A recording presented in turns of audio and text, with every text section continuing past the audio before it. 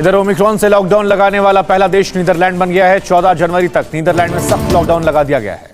ये बड़ी खबर आपको बता दें, जरूरी सेवाओं को छोड़कर सब कुछ यहां पर बंद कर दिया गया है और ये लॉकडाउन 14 जनवरी तक चलने वाला है। तो साथियों, पिछले 2 दिनों से देश के अनेक भागों में लॉकडाउन कर दिया गया है। ओमिक्रॉन, जी हां, ओमिक्रॉन की रफ्तार बहुत तेज और बेकाबू होती जा रही है। हर 3 पर केस डबल हो रहे हैं। हमारे देश में 12 राज्यों तक कोरोना का ये सबसे खतरनाक वेरिएंट ओमिक्रॉन पहुंच चुका है।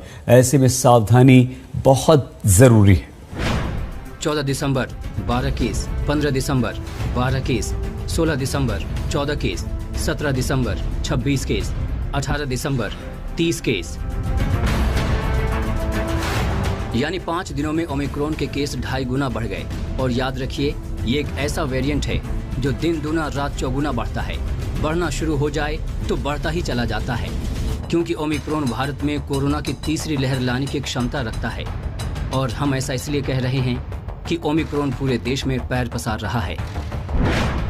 महाराष्ट्र में 48 केस, दिल्ली में 22 केस, तेलंगाना में 21, राजस्थान में 17, कर्नाटक में 14, केरल में 9, गुजरात में 7, उत्तर प्रदेश में 2, चंडीगढ़ में 1, पश्चिम बंगाल में 1, आंध्र प्रदेश में 1 और तमिलनाडु में 1 केस है। भारत में भी ओमिक्रॉन संक्रमण का वही ट्रेंड देखने को मिल रहा है जो पूरी दुनिया में है। चाहे वैक्सीन लगी हो या न लगी हो, दोनों ही तरह के लोग ओमिक्रॉन वेरिएंट की चपेट में आए हैं।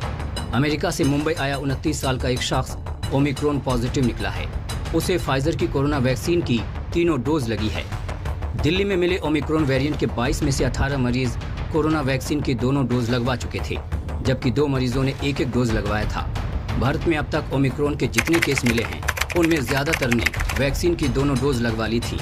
लेकिन लोगों में अभी भी ओमिक्रॉन का कोई खास खौफ नहीं दिखता। मास्क को लेकर अब लोग कैजुअल हो चुके हैं और 2 गज की दूरी तो अब बहुत दूर की बात हो चुकी है। भले ही ओमिक्रॉन वेरिएंट की पहचान दक्षिण अफ्रीका में हुई, लेकिन ब्रिटेन अब इसका सबसे बड़ा शिकार बन चुका है। ब्रिटेन में बढ़ते ओमिक्रॉन केस ने भारत के लिए भी खतरे का अलार्म बजा दिया है। शुक्रवार को नीति आयोग के सदस्य डॉक्टर वी.के. पॉल ने ब्रिटेन में ओमिक्रॉन की रफ्तार के आधार पर भारत में रोजाना 14 लाख केस आने की आशंका तक जता दी है। अगर जो केसेस कल यूके में हुए हैं 88,000 के करीब, 80,000 ले लीजिए, अगर हम उसको पॉपुलेशन के बेस पे लें तो ये 14 लाख केस होंगे भारत की पॉपुलेशन पे अगर हम उसको लगाएं। कहने का मतलब ये है, माइल्ड है कहा जा रहा है, वो भी देख रहे हैं।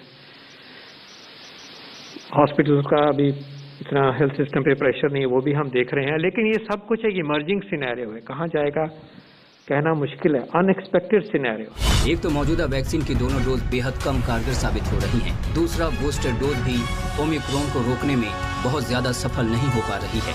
तीसरा, ओमिक्रॉन वेरिएंट से बच्चों में भी कोरोना संक्रमण के केस तेजी से बढ़ रहे हैं। दुनिया के कई देशों में कोरोना का संक्रमण तेजी से फैलने लगा है और उससे निपटने के लिए कड़े कदम उठाए जा रहे हैं, जिसके विरोध में लोग सड़क पर उतर आए हैं।